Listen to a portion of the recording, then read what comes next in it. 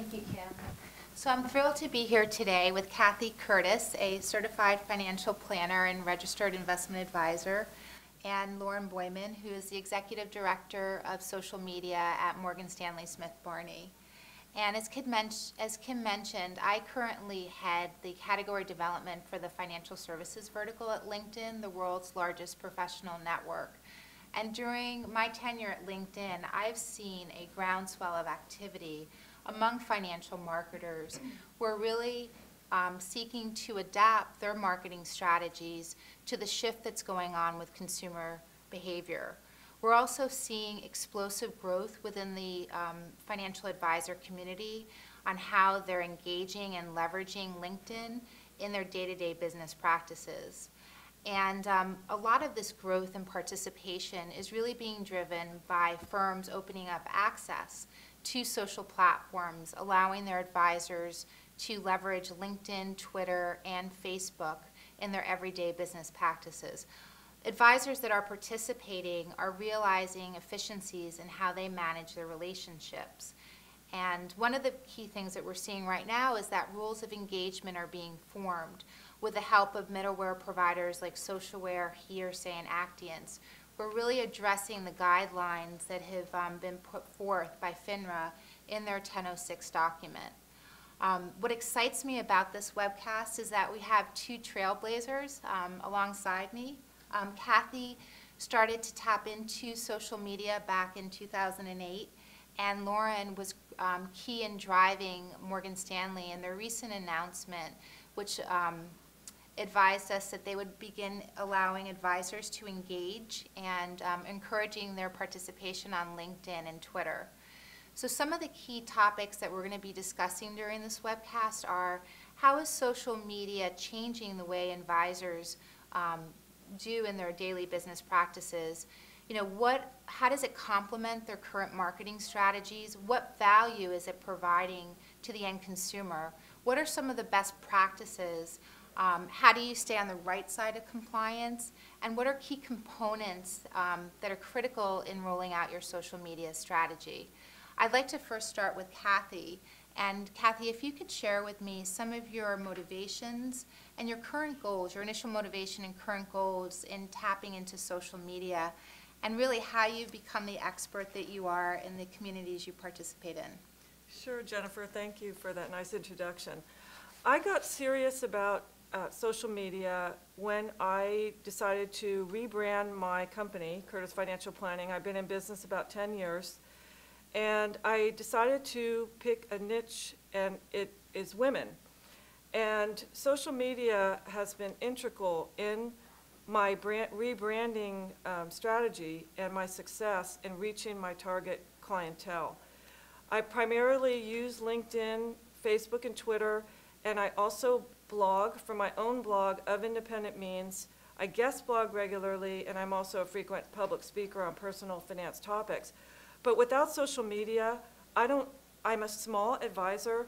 Social media is a single way a small advisor can broadcast themselves into a much wider audience and actually appear much bigger than they really are. And so I would say my business has grown in the last 3 years since I've been using social media tremendously. So Lauren, you represent the largest brokerage house in the U.S., and the industry was shocked and exhilarated by Morgan Stanley's Smith Barney's announcement that they were going to allow 600 advisors to start piloting and really leveraging social media. You know, what drove this change? What drove Morgan Stanley Smith Barney to relook at how they were going to engage in social media, both at a brand and a financial advisor level? So we began to look at social media because of a recognition that our clients are changing the way that they communicate and interact with each other, and as a result, changing the way that they want to interact with their financial advisors. Our clients are online making purchases during the day, they are texting with their spouses, they are Skyping with their grandchildren at night, and they don't recognize that FINRA has rules and regulations. They don't care necessarily that FINRA's rules make it difficult for advisors to be on these sites. They want to communicate with them in the ways that are appropriate for them. So, I think I would argue that part of their day also includes social networking. And it was interesting, there's a recent VIP Forum survey that said that 63% of high net worth individuals use social media for personal finance and investing, and said that that usage actually influenced some investment or purchasing behavior. I think that's an incredible statistic. So with this change in behavior, we realized that our clients' expectations are changing, right? It goes back to the fact that, they may compare us to Amazon.com. They're not, necessarily comparing us to the other financial services firms. So we realized that we needed to change the way that we were allowing financial advisors to be on social media sites, and allow them to participate in the conversations that are already happening between their the clients and prospects. That's really exciting. So what were the initial reactions? When you made this announcement, how did advisors within your firm, were they excited? Was there trepidation? Was there full endorsement? How did your large advisor sales force react to it? There was an extraordinarily positive reaction to the announcement. There was a story that I like to tell that I think just sort of exemplifies how important this announcement was for our advisors.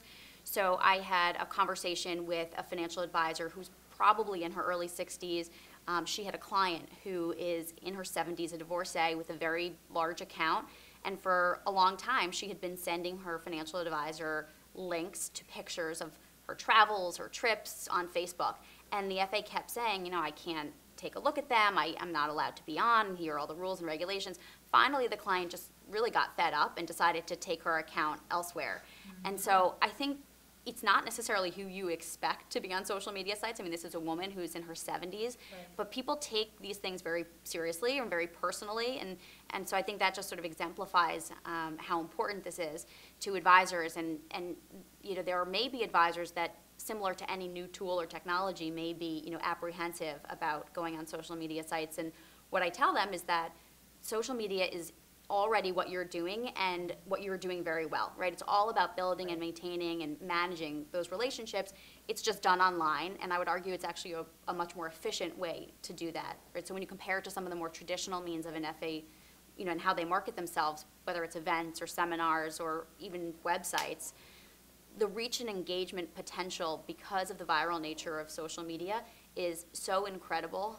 So I tell FAs that this is a real opportunity for you to market yourself more efficiently, and not only that, but then take that a step further to communicate with the clients, the children of your clients, right? So FAs are always looking for ways to bridge that gap between the wealth transfer from parents to children, and I think this is a great way to, over time, have FAs get to know what that FA is like, get to know what they're thinking, and realize that they're up with the times, that they're on social media sites. Especially with the emergence of Gen X and Gen Y, right, and the revenue streams they're going to be coming from this segment. Yeah. So Cathy, from your perspective, I mean, you've been, a key participant in social media since 2008. From an independent advisor, so from a fee-only, fee-based, and even broker-dealers, what reactions have you seen in terms of, the acceptance, really believing that this is, as Lauren mentioned, a key part, a complement to their strategy, allowing them to be more efficient? Are you seeing those adoption curves by these various segments? Well, yes, and first off, one of the reasons that I got into social media was it was a way that I could compete with the bigger firms. I mean, the bigger firms have so many marketing, advertising dollars to spend on so many different platforms, and social media is very inexpensive as far as dollars go. As far as time, it can be time-consuming if you don't know how to manage it right. So I was thrilled to find a platform that I could use that Charles Schwab and Fidelity and Vanguard and Morgan Stanley were not using. It was my way to get in there and make myself known in the world. So when I heard the news, I thought, oh, this is really interesting. It's kind of a game changer, really. Right. But it depends on how the advisors use it. I mean, there is a certain learning curve to use social media well. It'll take some time. So I think maybe I have a year or so where I could still be the trailblazer and take advantage of social media. As far as the broader independent advisor community, I have found that independent advisors have been extremely hesitant about using social media tools. One thing, there's a fear about compliance. And I also am aware of compliance, but I decided, you know, let me do it and see if I get my hand slapped, because I thought it was such a tremendous opportunity. Like Lauren said, there's so many people on social media. I mean, it's where people are getting their information and their personal finance information now, so you almost have to be there. Right. I'm surprised how long it has taken the financial service community at large to use social media in a big way. It's actually very surprising. So you're seeing it, is it becoming table stakes then, in terms of as part of an advisor's, you know, channel mix and marketing strategy? Well, let's put it this way. There's a lot more seminars and educational workshops on how to use it properly than there ever has been. And you're going to see more of the independent advisor community using social media as well, definitely. So when you look at LinkedIn, Twitter, and Facebook, you know, there's different use cases, right? So how do you rank these various platforms in terms of use and value that it provides to your advisory practice? Well, first off, I'm not biased. I actually, and I am here with LinkedIn, but LinkedIn is by far probably the first tool that I would use if I was starting out in social media, just because it is actually the biggest database in the world. And that's really the way you should think about it. It's a database of potential clients and prospects that you can tap into. And so I would rank LinkedIn as the #1 if you weren't going to do anything else. And also, LinkedIn doesn't require quite as much attention. You can put a lot of attention in, you'll get a lot back. But as long as you have a really clean, thorough profile that really says who you are and what you do, a good headshot, and then connect, and then work the connections, which is not hard to do. There's many tools to do it. LinkedIn. Then I would say secondly is Facebook. Not Facebook personal, you've got to separate the two. Facebook business, set up a business page. Facebook is always going to be more social. That's okay. I chose to name my business page Women in Money instead of Curtis Financial Planning, because I thought that was more social. That fits with my strategy to not be too salesy or too promotional. And lastly, Twitter. Twitter for me is the most exciting and the most fun. And I have had more opportunity using Twitter within my industry than any other platform. I have to say though, the LinkedIn is where I have had direct contact with potential clients to hire me as an advisor. And do you think that, is that because of a certain trust that's engendered, given that, you know, it's, your professional identity is tied to it, and I guess the spirit of the conversations and the type of dialogue, is that why you see clients reaching out to you via our platform versus, you know, I think other so. platforms? I think it's the type of people that are using LinkedIn. It's considered to be the most business platform of all, and yes, definitely a trust factor. And the others are just that much more social, where you may be teaching people about personal finance, building community, but maybe you are not going to get a tweet saying, "I want to hire you as my financial advisor." That would be amazing, but it doesn't happen very often. But people do reach out to you via LinkedIn through your email, right, or inbox. Yes, yes. That's very interesting. Yeah. And you're seeing that as a new form of contact, right? Definitely, yeah. So Lauren, you know, with your announcement, obviously LinkedIn is a key tentacle, and can you share with us, you know, why you chose LinkedIn, the role it plays, the value, and then also obviously Twitter being another core. What is the use case for both platforms? Sure. So, you know, as you know, we did announce that we're going to allow FAs to use both LinkedIn and Twitter, and I think for us, LinkedIn was kind of a no-brainer. We had FAs clamoring to use LinkedIn and to be on there professionally for a long time, and so actually part of the overall effort is really a kind of compliance risk mitigation effort as well, right? Because we know that they are out on and on there on social networks and want to be more active. So we had so much interest that back in the summer of 2010, we actually ran a kind of static only LinkedIn pilot.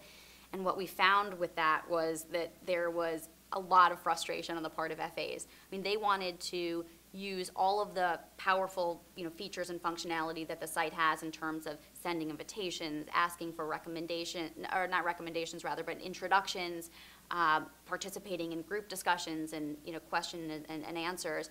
So what we realized was that static pilot was not the answer. The answer was getting to, open functionality, getting to a compliance technology solution. So, we sort of turbocharged that effort.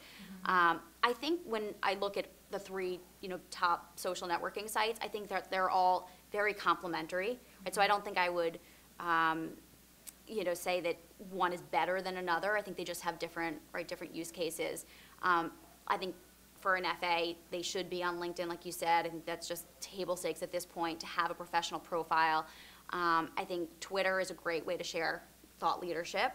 And Facebook is obviously more personal in nature. And, we chose to roll out LinkedIn and Twitter first because actually from a compliance standpoint, they were, relatively speaking, easier. I think this overlap between personal and professional on Facebook tends to worry FAs. I think FAs need education about it. I actually think FINRA needs education about it. I think there's so many different use cases of Facebook, and we didn't want to slow down our efforts. We wanted to get out, and allow FAs to start using these tools as soon as possible. So we launched with just LinkedIn and Twitter, but we're actively working on our Facebook strategy. And I think, there are a lot of different ways to use it, all the way from the brand to the branches to the financial advisor, in a professional way, in a personal way. So it's actually more complicated than it seems. And like I said, LinkedIn and Twitter are relatively easier.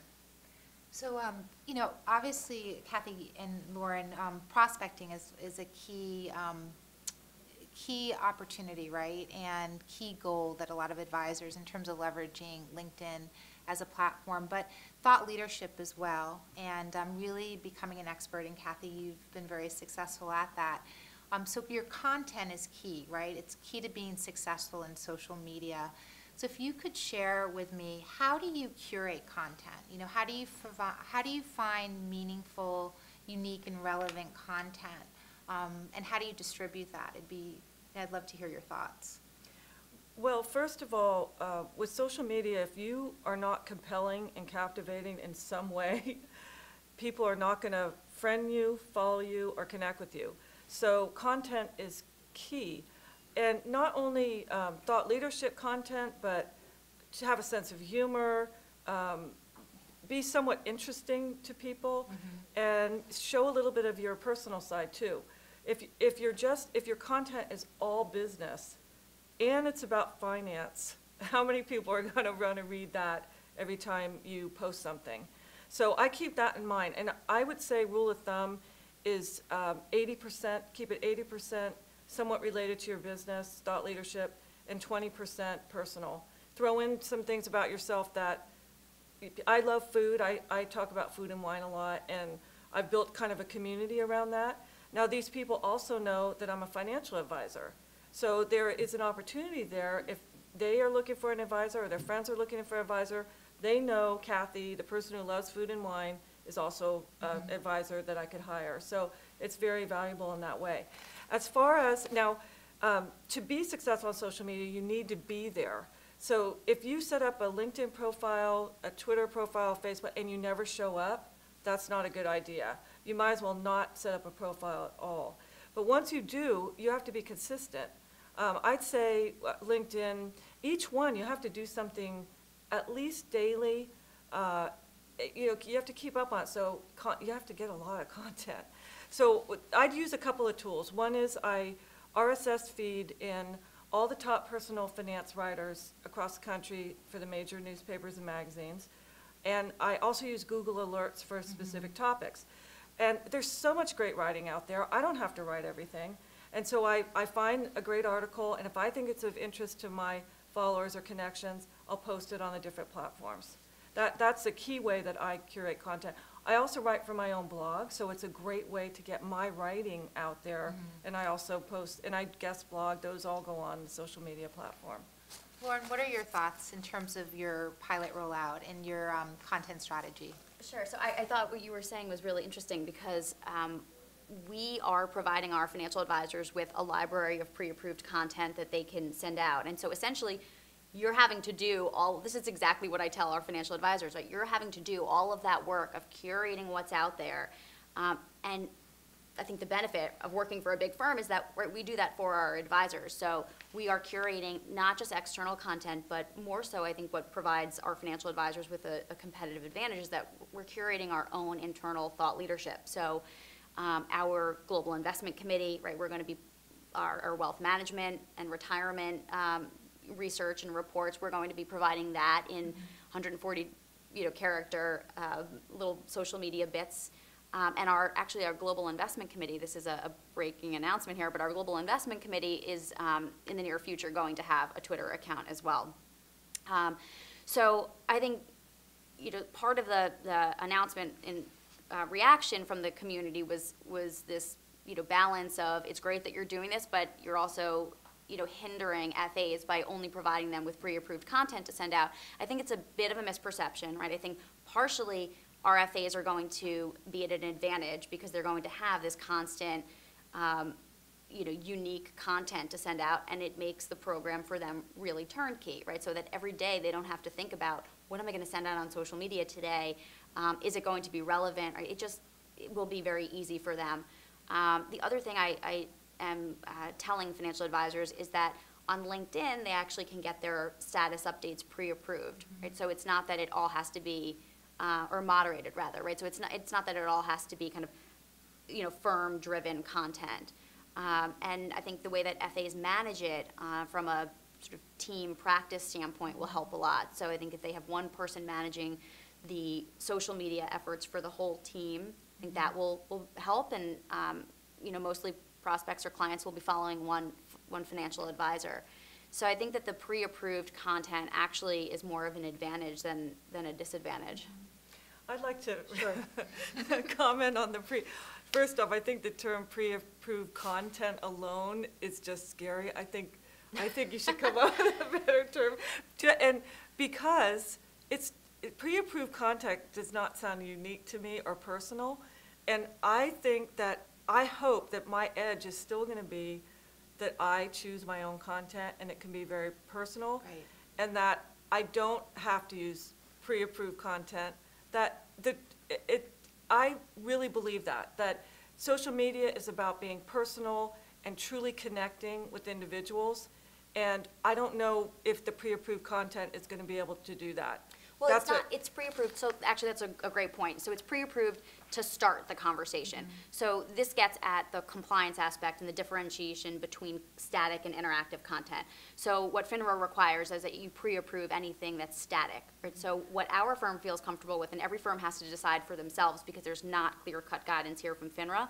So what our firm feels comfortable with is static content being the first post or a tweet, right? So subsequent to that, similar to, on Facebook or on LinkedIn, you've got that back and forth dialogue, right? That is all considered interactive content, and you can, we're going to capture it, retain, and supervise it. So I don't think it's all bad. Right. Yeah, no, and I have to agree with you on one key point is the efficiency of having the content provided, because for a lot of advisors, the fact of finding content is daunting. I mean, I think that's one of the reasons that people do not blog and they don't go on these platforms is because of the time factor, which can be substantial. So that definitely is going to be great for your advisors. There's no doubt about it. And to your point, Lauren, it's about getting started, right? But I know that in hearing you speak in the past, you really, Morgan Stanley is supporting a social dialogue, right? And if you could talk a little bit about, your thoughts around creating a social dialogue from both a brand and an advisor point of view, that'd be very interesting. Sure. So, this may be a bit unsocial to say, but I actually think that the notion of brands on social networks is fairly useless, right? I don't know why somebody would want to be friends with a brand other than, potentially for discounts. You can see that when you look at the numbers of the world's biggest financial services firms. They're out there on Facebook and Twitter, and we know that they have millions of clients, yet they have between hundreds and only thousands of followers, right? So there must be some disconnect between people wanting to, follow or hear from a big brand. I think that's where MSSB is at such an advantage, because this is all about, for us, enabling our financial advisors to do, like I said before, what they're already good at doing, networking, and just now doing it online. So it's not necessarily about putting our brand out there. It's about supporting and enabling financial advisors to interact with exactly what you said, with that on that personal level. And really, this is not about generating online interaction. I mean, it's part of it, but it's to then create that offline, right? It's supposed to lead to a phone call. It's supposed to lead to a lunch or an in-person meeting. I think that's what sort of the misperception is that everything is going to wind up happening on social networking sites. I think it's just launching a jumping off point.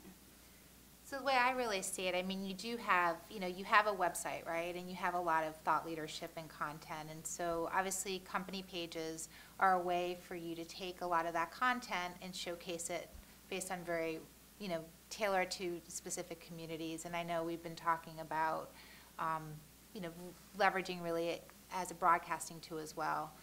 Cathy, you've talked about creating your own company page. You had mentioned you have a business page on Facebook. And, Right. The value that you see in terms of being able to showcase certain content, right, based on certain user groups. Yeah, and speaking to the brand issue, with independent advisors, this is a very big difference between big firms and smaller advisors, is that we really are our own brand. I mean, we're putting ourselves out there as the advisor.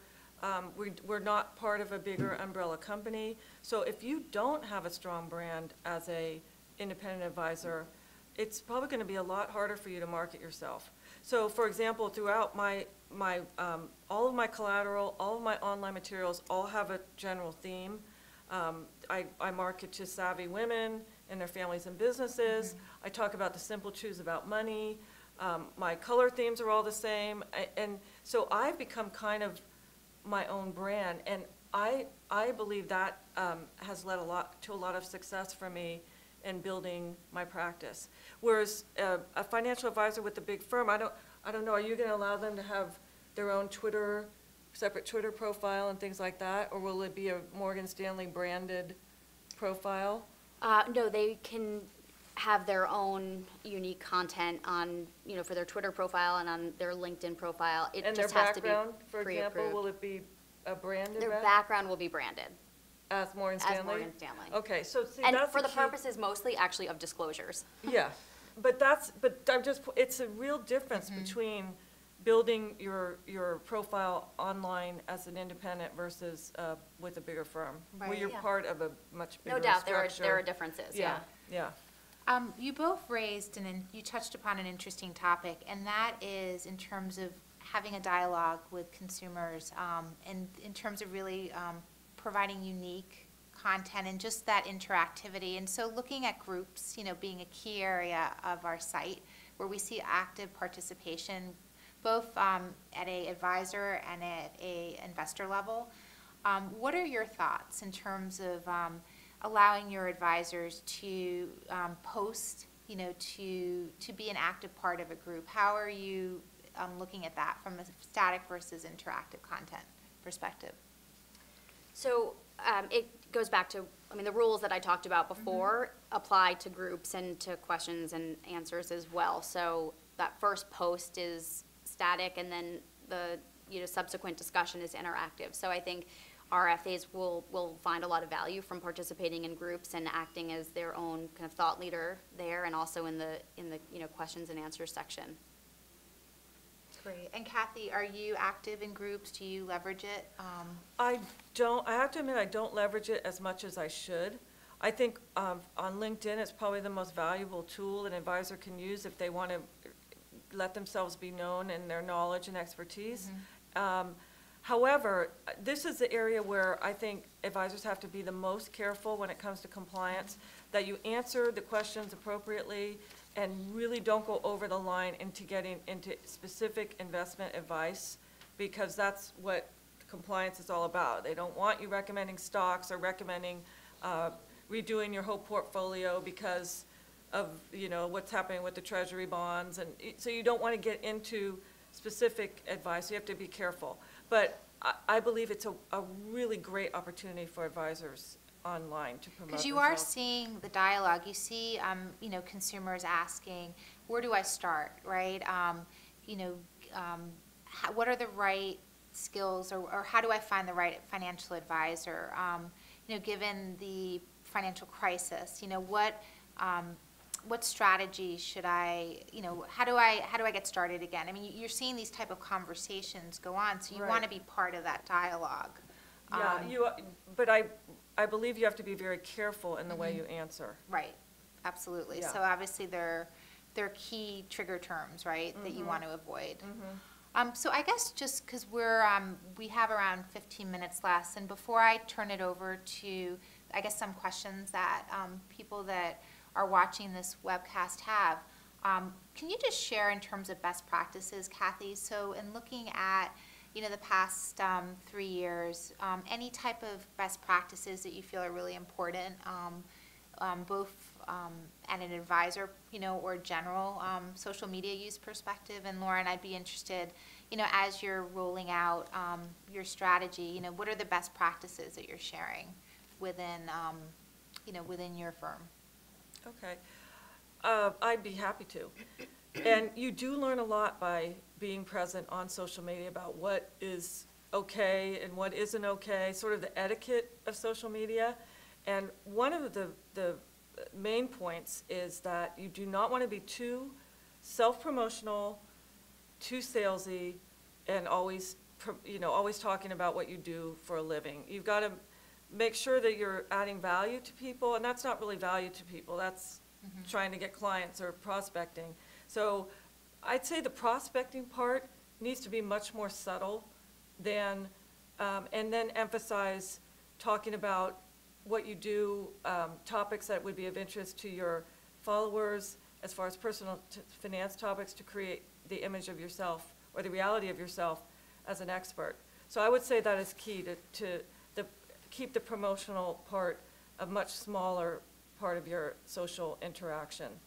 And also, I said earlier, be present. Make sure that you're participating.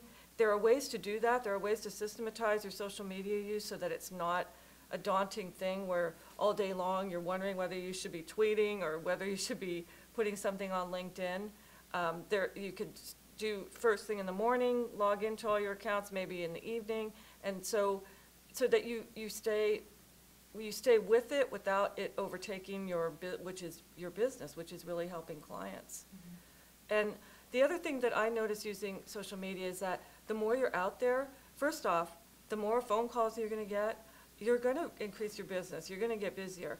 You are also going to have people asking you to do guest blog posts, to public speak, and I'm here because of this, this is such a wonderful opportunity, but there are going to be opportunities that you may not want to say yes to, so you have to learn to say no, or you're not going to be practicing what you're, you know, how you're making your living as a financial advisor.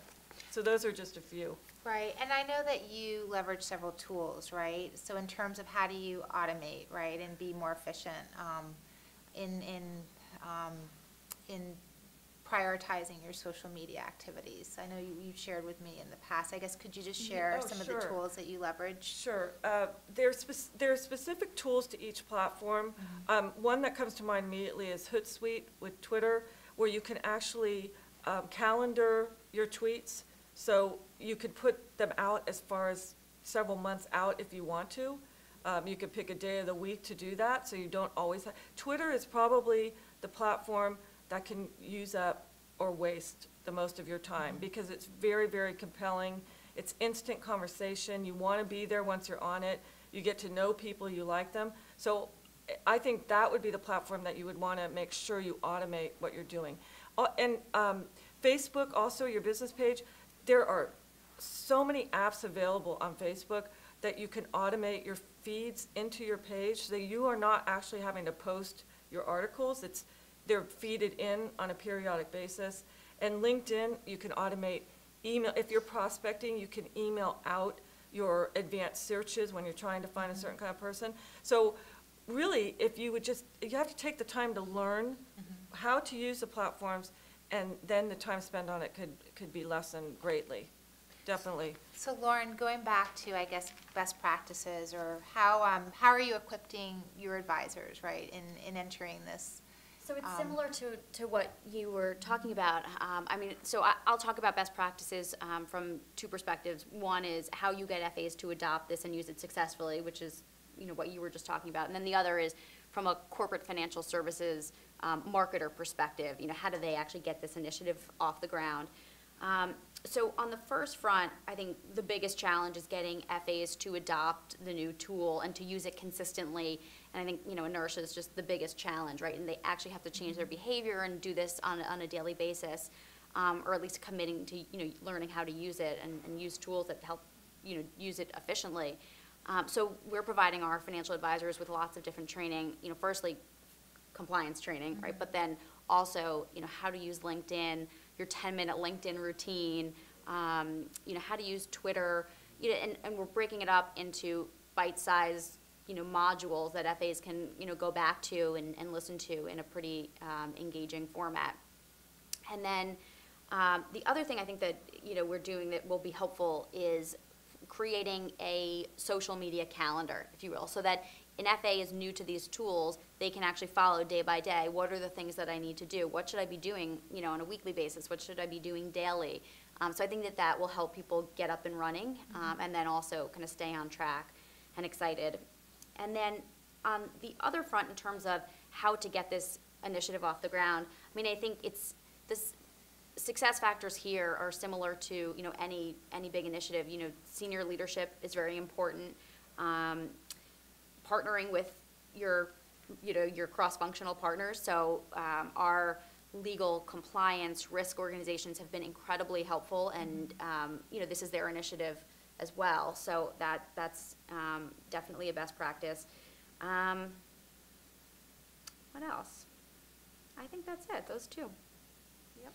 So let's just see if there are any questions that have come in from the community. And I'm not seeing here. I guess as we pull up these questions, measurement.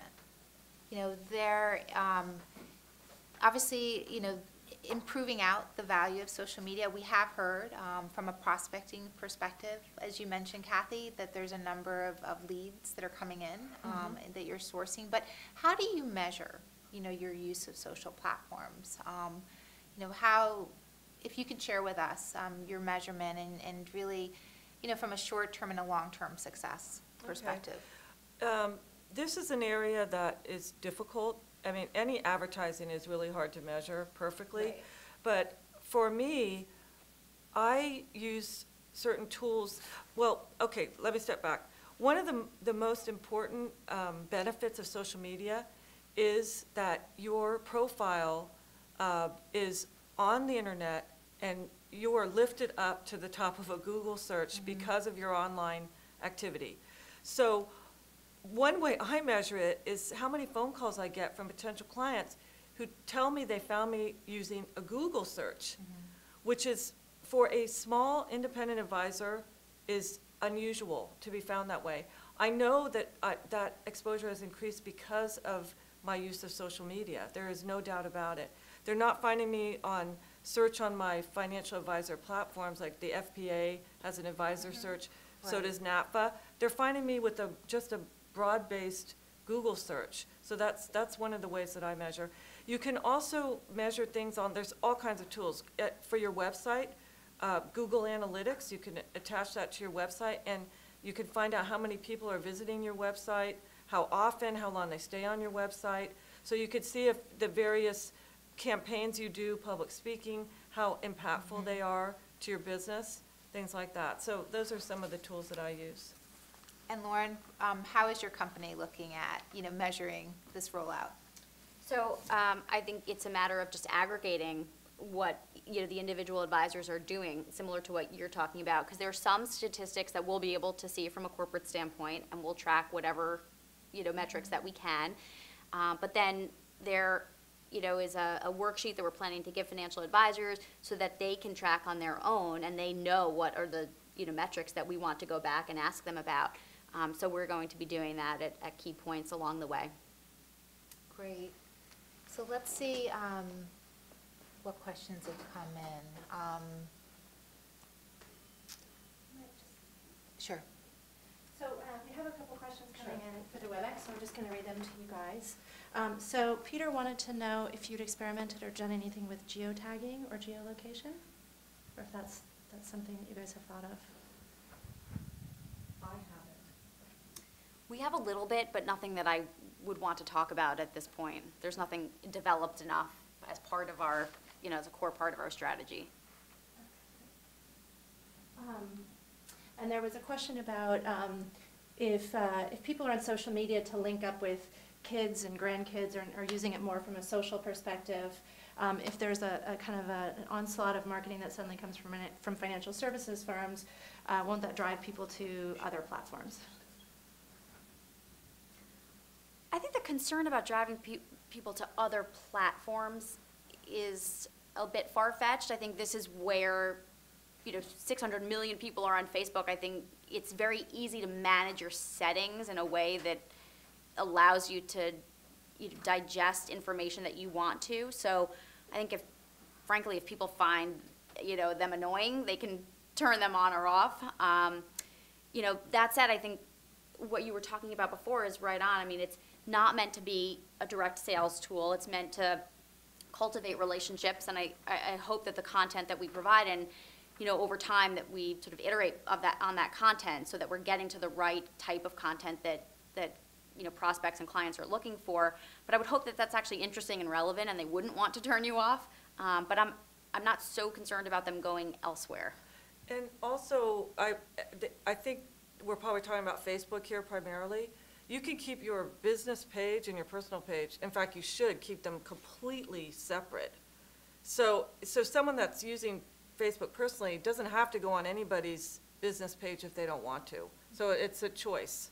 So, yeah. Which is interesting, because we've been asked that question in terms of company pages.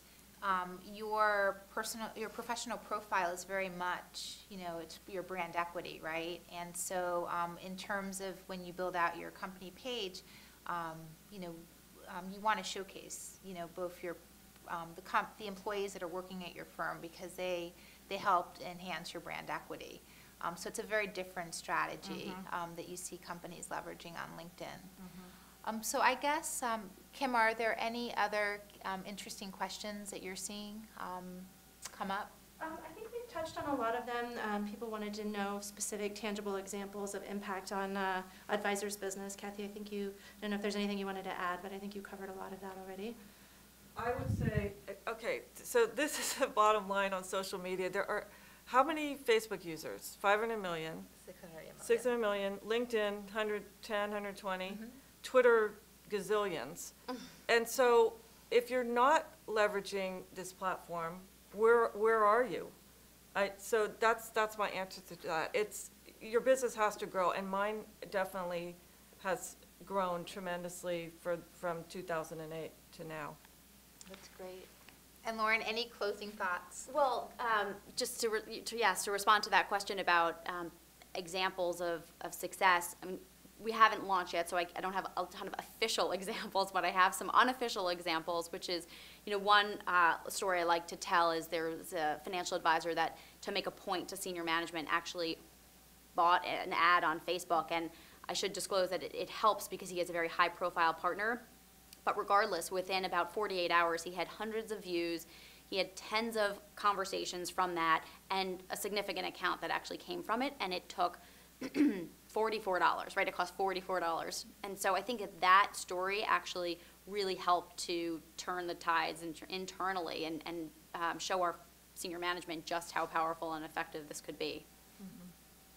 So I guess just in closing, just circling back in terms of the efficiencies gained, right? Both from a prospecting, sourcing new leads, but then also in terms of managing your client relationships. And I just wanted to thank both of you. Cathy, I know you traveled all the way from San Francisco to join us. Thank you. But thank you so very much. I know we'll have probably a number of follow-up questions and perhaps a follow-up webcast. as your pilot continues to roll out. So thank you again. Thank you.